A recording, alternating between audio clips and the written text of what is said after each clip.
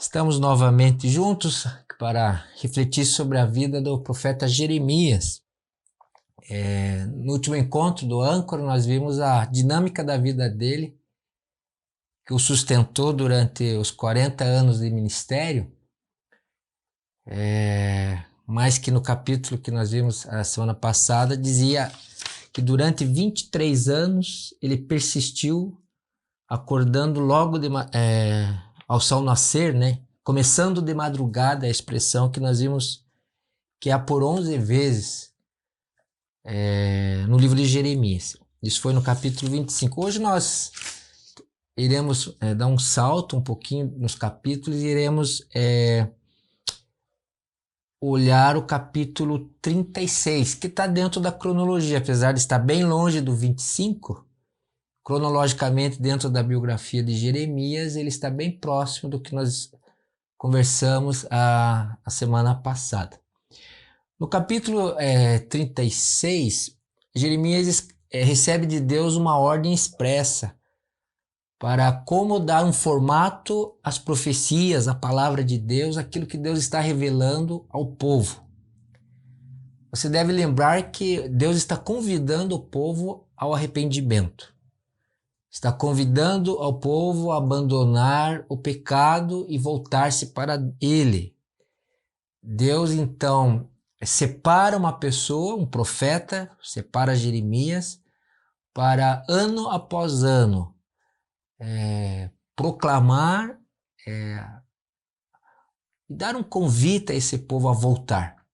E no capítulo 36, isso tem uma característica nova, um jeito novo. E você vai perceber, então nós vamos fazer essa leitura. Há uma expressão clara de Deus no 36, que é para Jeremias dar um formato de escreve no rolo, né? Escrever no rolo é como se fosse escrever no pergaminho.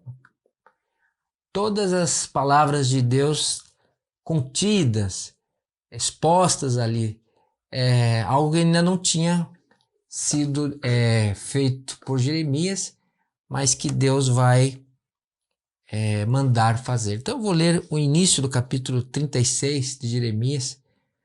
Diz assim: No 4º ano do reinado de Joaquim, filho de Josias, rei de Judá, o Senhor dirigiu esta palavra a Jeremias: Pegue um rolo e escreva nele todas as palavras que eu lhe falei a respeito de Israel, de Judá e de todas as outras nações, desde que comecei a falar a você durante o reinado de Josias até hoje.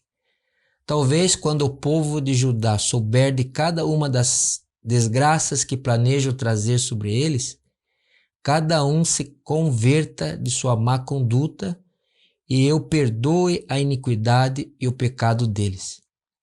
Então Jeremias chamou Baruque, filho de Nerias, para que escrevesse no rolo, conforme Jeremias ditava, todas as palavras que o Senhor lhe havia falado. Depois Jeremias disse a Baruque: Estou preso, não posso ir ao templo do Senhor. Por isso, vá ao templo do Senhor no dia do jejum e leia ao povo as palavras do Senhor que eu ditei, as quais você escreveu. Você também as lerá a todo o povo de Judá que vem das suas cidades. Talvez a súplica deles chegue diante do Senhor e cada um se converta de sua má conduta, pois é grande o furor anunciado pelo Senhor contra este povo. Aqui existe um personagem que a gente já comentou alguns encontros atrás, que é um dos poucos de todos os capítulos do livro de Jeremias que você pode reconhecer como um auxiliar, um amigo, alguém que está disposto ao lado do profeta a ajudá-lo. Então Baruque é um escriba. E você pode perceber que escrever no rolo a palavra de Deus, que já estava sendo pregada há muitos anos, no início do 36 você percebe que, como é comum no livro de Jeremias, ele situa historicamente qual é o rei, né?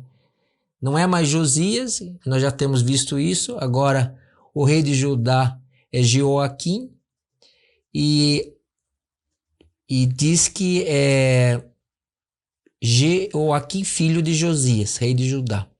No 4º ano do reinado dele. Então, há um contraste nesse capítulo que é muito importante de você perceber entre Josias e o seu descendente, o Jeoaquim. Josias foi o rei da reforma, o rei que, através do mesmo rolo, essa não é uma coincidência, mas essa é uma aproximação temática importante a ser feita, que Josias, mesmo menino, quando alguém acha o rolo no templo, que é um texto de Deuteronômio, e leem para ele resolve mudar a sua vida. E ele é um rei reformista, um rei de renovação. Ele reintroduz o culto a Deus, ele tenta eliminar a idolatria. Esse é Josias, mas o seu filho vai ter a mesma oportunidade nesse capítulo, porque Deus está dando uma ordem para ser escrita, deixar escrito, registrado no concreto, a sua palavra, a sua profecia, o seu julgamento e a sua oportunidade. A oportunidade de arrependimento. O mês aqui, provavelmente é dezembro, se você olhar o contexto, e o ano aproximado, numa cronologia, é o ano 605 a.C. E você vai olhar, se você ler do capítulo 4 ao 10, existe uma pessoa que ouve essa palavra. Então essa palavra vai ser pregada não por Jeremias, porque novamente, num contexto, ele está com a sua liberdade restringida. Ele cita ali que ele não pode ir no templo, ele está limitado na sua pregação. As pessoas não querem ouvi-lo e ele está, então, possivelmente proibido de ir ao templo para pregar, pelo menos nesse momento da vida dele. Então ele pede para o seu auxiliar, o Baruque, além de escrever, que ele vá ao templo pregar. O propósito de Deus é oportunizar a nós, pela palavra, a escuta profunda da palavra. Então, por que nós estamos em volta sempre das Escrituras? Porque é incentivado a você e eu a lermos assim de uma forma contínua, de uma forma assídua, de uma forma regular, de uma forma pacienciosa, com abertura de mente e coração, a gente chama Sagradas Escrituras, ou nós chamamos Palavra de Deus, que é a Bíblia, porque é através da Bíblia que Deus reorganiza as nossas mentes e restaura os nossos afetos. É através da Bíblia que o Espírito Santo transforma as suas atitudes. Isto é muito claro nesse capítulo 36. Pega um rolo, escreve no rolo. Deus está dizendo, escreve no rolo, Gênesis. Eu quero que este povo tenha oportunidade. E você percebe que nesse início do capítulo 36 que eu li, que a palavra de Deus é para promover uma reorientação no povo. É para trazer a conversão. A palavra de Deus é para trazer a vontade de Deus esclarecida, pregada, ensinada, dirigida ao povo. E é o que o profeta faz. Então, o profeta e o escriba Baruque se unem aqui nesse propósito e realmente essa palavra vai ser pregada. Se você ler do versículo, eu vou por economia aqui do nosso tempo, no capítulo 36, do 4 ao 10, há essa leitura das profecias de Jeremias no templo. E algumas pessoas ouvem, e essa profecia chega a alguns oficiais importantes, oficiais religiosos, né? De alguma forma, há uma contrição, ou seja, abre-se um espaço. Abre-se um espaço na mente de algumas pessoas importantes no tempo de Jeremias. E aí eu vou ler o que esses oficiais pedem para Jeremias fazer à medida que eles entendem que isso pode ser de relevância à vida do povo. Então, quando Micaías, estou lendo o versículo 11 agora, filho de Gemarias, filho de Safã, ouviu todas as palavras do Senhor, desceu à sala do secretário no palácio real, onde todos os líderes estavam sentados. O secretário Elisamã, filho de Semaías, Eucatã, filho de Acabor, Gemarias, filho de Safã, Zedequias, filho de Ananias e todos os outros líderes. Micaías relatou-lhes tudo o que tinha ouvido quando Baruque leu ao povo o que estava escrito. Então os líderes mandaram, por intermédio de Judi, filho de Netanias, a seguinte mensagem a Baruque: pegue o rolo que você leu ao povo e venha aqui. Baruque, filho de Nerias, pegou o rolo e foi até eles. Sente-se e leia para nós. Quando você está lendo essa narrativa nesta parte, acende no seu coração ou na sua mente uma grande esperança, né? Como se você estivesse numa narrativa da vida de alguém e você está pensando, puxa, agora parece que vai se abrir as portas e esse povo parece que está ouvindo a palavra foi escrita, primeiro a palavra foi inspirada por Deus, foi escrita pelo homem, por esses ajudante de Jeremias. Ele vai ao templo, prega ao povo, e essa palavra chega a alguém importante, que é o Micaías, que ouviu a leitura atenciosamente, deu espaço para a palavra de Deus, deu oportunidade que aquelas profecias que estavam dizendo que Deus vai julgar o povo de Judá e vai trazer o povo do norte, que seria Nabucodonosor, para destruir a Jerusalém, se não houvesse uma mudança de vida. E a oportunidade foi construída aqui, a oportunidade foi dada aqui, a oportunidade de Deus de trazer o seu povo de volta para os seus braços. E quando você está nessa narrativa e chega nessa parte, é interessante que esses líderes, após ouvirem a leitura do rolo, das profecias de Jeremias, eles dizem que Joaquim, o rei, precisa ouvir essa palavra. Que pode ser que essa palavra seja verdadeira, que é tempo do rei mudar os rumos da nação. Lembre que esse rei é filho do rei Josias, que foi considerado um rei bom, um rei obediente a Deus. Então todo esse cenário é construído em cima da liberdade humana de ouvir a escritura e reagir, ouvir a palavra e responder, ouvir a mensagem de Deus, ter uma escuta profunda, sensibilizar-se e arrepender-se, confessar os seus erros, pedir ajuda. E quando você vai lendo, a pergunta que você pode fazer para a palavra, pela leitura do capítulo 36 mas o que vai acontecer com o rei a hora que esses líderes e oficiais deles trazerem, né, esse texto escrito, esse rolo? O que vai acontecer? Será que é agora a hora da volta desse povo aos braços de Deus, a volta? Arrependimento é isso, arrependimento, na verdade, é a alegria de Deus, porque quando um pecador se arrepende, quando um povo se arrepende, há alegria nos céus, porque o arrependimento diz assim que, olha, eu preciso de ti, a Deus, para perdão, porque sou pecador, eu coloco a minha vida em tuas mãos, eu confio em ti, isso é fé. Arrependimento leva à fé, leva à transformação de vida.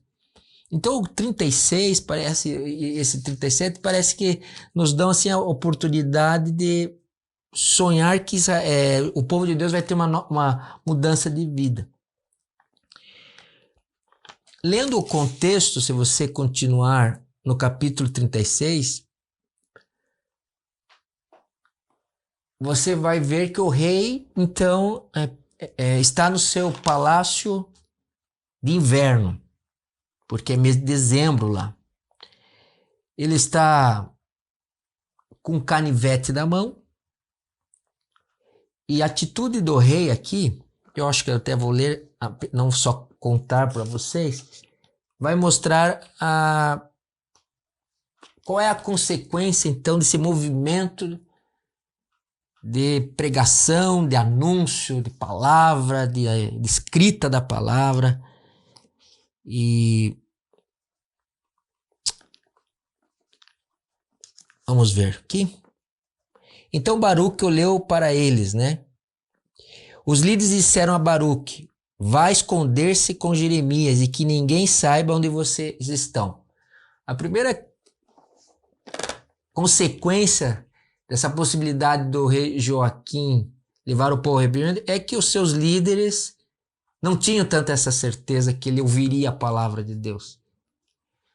Porque eles diziam: olha, nós vamos levar os rolos, mas você e o profeta Jeremias, que nem podem ir no templo, que está com a sua liberdade confinada, vocês vão se esconder. Eles dão esse conselho porque eles sabiam que possivelmente o rei já tinha mandado matar outras pessoas quando ele não concordava. Então era uma forma de proteger Jeremias e Baruque, o escriba. Eles falaram: nós vamos levar para a frente, nós vamos levar a leitura da vontade de Deus, do conselho de Deus, das profecias ao rei, mas vocês devem se esconder. E eles fazem isso. Assim que terminou de ler 3 ou 4 colunas, então eles agora já estão no 23 e eles estão lendo ao rei. Esses oficiais foram ler o texto ao rei. O rei as cortava com uma faca de escrivão e as tirava no braseiro, até que o rolo inteiro foi queimado no braseiro. O rei e os seus conselheiros que ouviram aquelas palavras não ficaram alarmados e nem rasgaram suas roupas lamentando. Eu grifei essa palavra: e nem rasgaram as suas roupas lamentando. Aqui precisa ser feita uma explicação. Por que é que quem escreveu o livro de Jeremias, se é Baruque, o próprio Jeremias, ou alguém possivelmente posterior à vida deles escreveu, mas o fato é que essa expressão não lamentou e nem rasgou as suas roupas é uma expressão de afeto à palavra de Deus. É como nós devemos receber a palavra, a Bíblia, a Escritura, a fala de Deus ao nosso coração hoje. Quem rasgou as vestes quando ouviu a palavra de Deus? E quem lamentou, humilhou-se, vestiu-se de saco, de pano de saco, colocava cinza. Então havia toda uma expressão corporal, todo um gestual, né? Toda uma rotina construída em cima quando as pessoas estavam buscando a Deus em arrependimento e fé. Quem fez isso foi o pai de Joaquim, o rei Josias, aquele rei do começo do ministério de Jeremias. Quando ele ouve Deuteronômio, ele rasga as suas roupas em humilhação, em arrependimento, ele lamenta o pecado do povo dele e ele vai em direção à obediência. Está aqui a boa reação para você em relação a Deus e a sua palavra. Mas esse momento no 36, filho e pai têm uma reação completamente oposta. Se Josias fez isso, por isso está descrito aqui, como se dizendo assim: o rei está na sua casa de inverno com seus conselheiros, os oficiais do templo vêm e leem o rolo. Parece que pode ser que o rolo de couro é igual. Existe uma lareira de fogo e o rei chega ao máximo de zombaria, de sarcasmo e de orgulho. À medida que vai se lendo o rolo, ele vai cortando o couro, vai cortando a palavra em tiras e lançando-a no fogo. Corta e lança no fogo. 17 anos antes, o pai dele não corta a palavra de Deus, não lança no fogo, não zomba de Deus e da sua palavra, não se faz de surdo quanto à vontade de Deus. Ele não usa desse sarcasmo, do orgulho, da sua autoridade real. Josias é aquele que ouve a palavra de Deus, abre espaço e reage em humildade, reage buscando obediência. Ele tem assentimento, ou seja, ele tem uma escuta e deixe a palavra frutificar no seu coração, produzir aquilo que o Espírito Santo quer produzir pela Escritura. Então essa expressão do 28, desculpe, do 28 não, rasgou as suas roupas, lamentando-se, que está no 24, está propositalmente no texto para diferenciar a atitude de quem ouve a palavra de Deus e a despreza, e aquele que ouve a palavra de Deus, acolhe e busca a obediência. 17 anos separaram essas duas cenas, entre pai e filho. Este texto está em 2 Reis 22, se você tiver curiosidade. Você vai ver que Josias rasgou as suas vestes, lamentou, chorou e buscou o Senhor.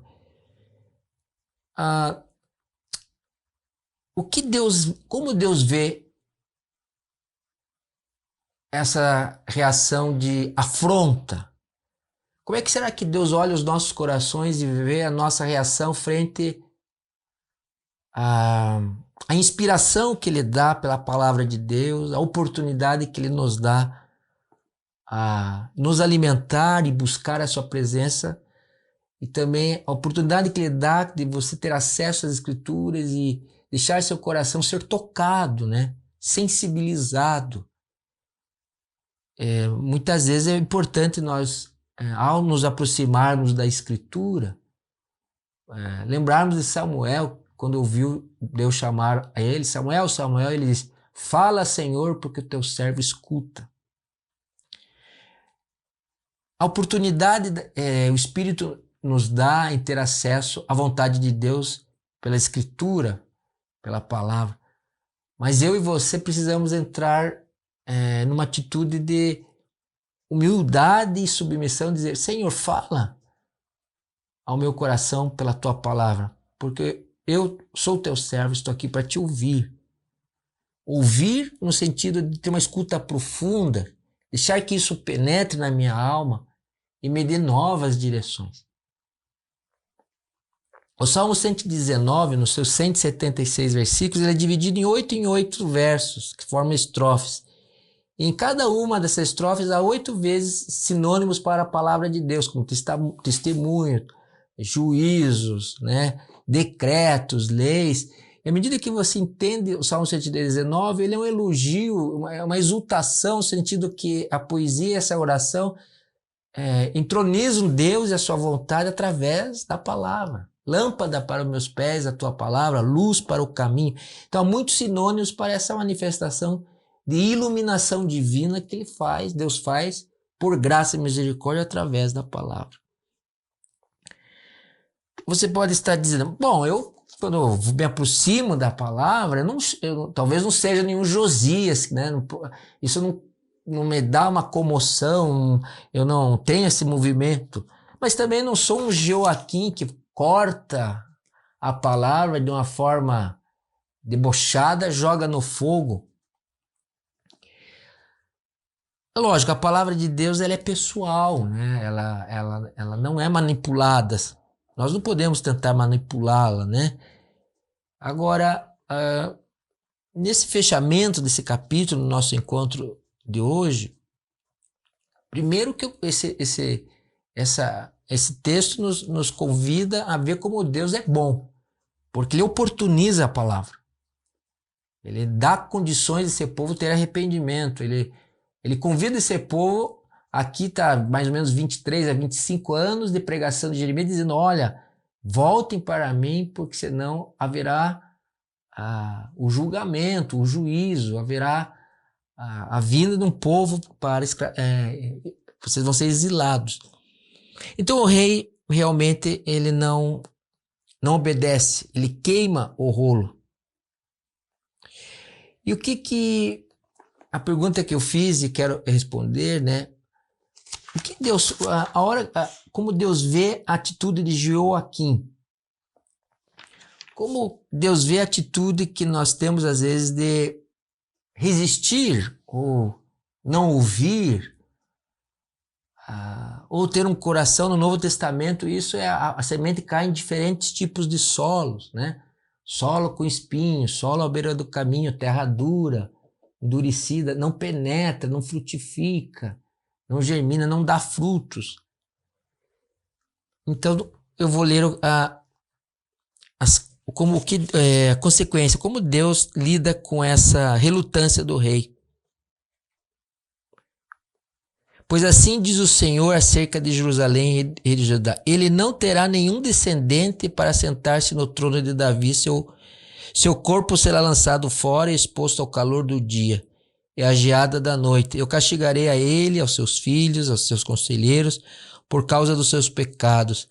Trarei sobre eles, sobre os habitantes de Jerusalém, sobre os homens de Judá, toda a desgraça que pronunciei contra eles, porquanto não me deram atenção.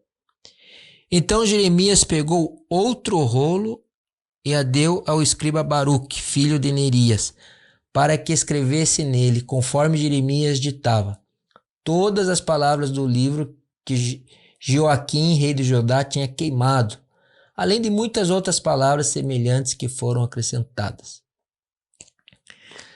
Bom, a reação frente a esse descaso do que Deus quer para a vida da gente, do povo, né? Essa retaliação realmente rasgou a palavra, cortou a palavra, queimou a palavra, jogou fora a palavra de Deus, fez-se de surdo. A consequência é que Deus está falando, olha, vamos continuar pregando, vamos continuar anunciando. Pega outro rolo e faz tudo de novo. Eu penso que a ação de Deus é duplamente clara. Primeiro que ele promove o julgamento do rei, dizendo que ele não vai manter-se no trono e que ele vai, consequentemente, a sua reação, Deus vai dar um julgamento duro ao rei Jeoaquim, vai fazer tudo aquilo que eu li para você, que ele não vai ter descendência, que o corpo dele um dia vai ser exposto à geada, etc, etc. Mas simultaneamente a sentença de julgamento que o rei tem, ele manda o profeta e o escriba Baruque fazer tudo de novo. Escrever todas as profecias e outras que ele vai revelar durante muitos anos e décadas ainda. Ou seja, o julgamento e a justiça de Deus caminham muito bem com a sua misericórdia, graça, que se renova e é inesgotável a cada manhã. Como temos lido quase todo o âncora, né? O lamento de Jeremias, capítulo 3, a partir do verso 20 e seguintes. Escrever novamente a profecia no rolo significa não deixar sem oportunidade o povo de ouvir de novo, de o rei ouvir de novo, dos oficiais do templo ouvirem de novo que Deus os chama ao arrependimento e a caminhar juntos. A todos aqueles conselheiros que, junto com o rei, se fizeram de surdos, terem oportunidade de novo de salvação. Então, o nosso Deus continua o mesmo. O Espírito tem como espada do Espírito é a Escritura, é a palavra. Por isso que nós, o povo de Deus, vivemos em torno da Escritura, da palavra de Deus. A palavra tem poder para nos dar vida. A palavra tem poder de o Espírito usá-la no seu e no meu coração e nos levarmos ao processo de santificação, de cura das nossas dores, que é a consolação.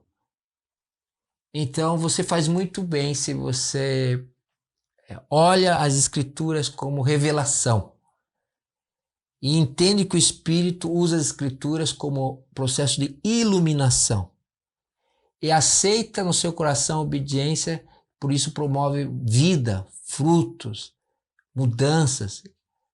Nem todas são imediatas, mas a nossa vida nessa caminhada vai tendo mudanças que você vai percebendo que o Espírito quer que você e eu nos tornemos semelhantes à pessoa do Senhor Jesus Cristo, nosso Senhor e Salvador.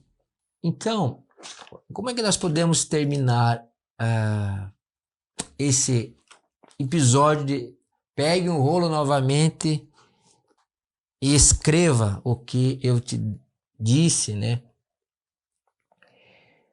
Bom, eu não sei a sua dinâmica pessoal quanto à vida de oração, ou a questão da própria leitura, né? Ou meditação das Escrituras. Mas eu queria terminar o nosso encontro indo para o Salmo 119. Esse Salmo 119, ele é um salmo preparado, que os autores chamam de acróstico, né? Ou seja, a cada 8 versos, todos os versos começam com a primeira letra do alfabeto no hebraico. Então, Alam, né? E aí você vai, né? 8 primeiros seria A em português, os outros 8 seria B, os outros 8 C, D, até o fim do alfabeto. E essa construção de acróstico, que é muito elaborado, exige muito do autor, porque ele precisa repensar, recriar, criar, iniciar sempre com a mesma letra do alfabeto. E a temática toda do Salmo 119 é o valor das Escrituras como abertura de coração, como ação do Espírito no nosso coração, como alimento para a alma, como consolação para a dor, como direção de vida. Realmente as Escrituras nos dão a boa direção de vida. É que você, no início já do Salmo 119, é como são felizes os que andam em caminhos irrepreensíveis. A palavra inicial do Salmo, como são felizes, nas outras traduções, bem-aventurados ou abençoados, né? São os que andam em caminhos irrepreensíveis. Como são felizes os que obedecem aos seus estatutos. Veja, estatutos aqui é sinônimo para a palavra de Deus, escritura. Lei do Senhor é o segundo sinônimo. Você vai olhando todas as palavras que esse autor escolhe, decretos, julgamentos. Então, aqui é uma grande exaltação do valor das Escrituras. E estar atento à palavra de Deus, o que não vimos no capítulo 36 de Jeremias, o rei Jeoaquim, ele ouve a palavra, mas ele despreza. Num ato sarcástico, debochado, né? Corta e joga fora. Despreocupe-se, nós não desprezamos a palavra se a ouvirmos com atenciosidade. Não existe uma receita para dizer assim como você deve fazer para meditar, assim, talvez até exista, mas não funciona assim para todos, né? Quanto tempo, qual horário, mas existe uma coisa que sossega a minha pessoa, pelo menos, se eu consigo ter um recolhimento, assim, deixar algum momento especial reservado para dar atenção ao que a Escritura diz, o que Deus fala. E às vezes eu começo com uma perguntinha assim, bem simples: o que Deus está querendo me dizer através da sua palavra? O que eu posso ouvir de ti, Senhor, a respeito do que essa pessoa está ensinando da palavra, ou esse grupo pequeno está compartilhando a palavra, ou esse autor está explicando um texto, ou mesmo quando eu estou sozinho aqui na sala da igreja, essa aqui é a minha sala, fecho ali minha porta e, Senhor, fala que o teu servo ouve. O que é tua... Essa atenciosidade gera amor pela Escritura. Dar atenção a uma pessoa é porque você a ama, a respeita. Quando você se prontifica a ouvir uma pessoa, você se aquieta, se assenta. Esse tempo eu estou diante dessa pessoa aqui. E é isso que você faz quando você dá atenção. Você está dando atenção a Deus. Você está dizendo: Senhor Deus está aqui através do seu Espírito, fala que o teu servo ouve. Eu posso não ver, não posso olhar olhos nos olhos de Deus, porque Deus é Espírito, mas eu posso dizer: aqui é um momento especial. Senhor, fala, porque eu estou desejoso de ouvir.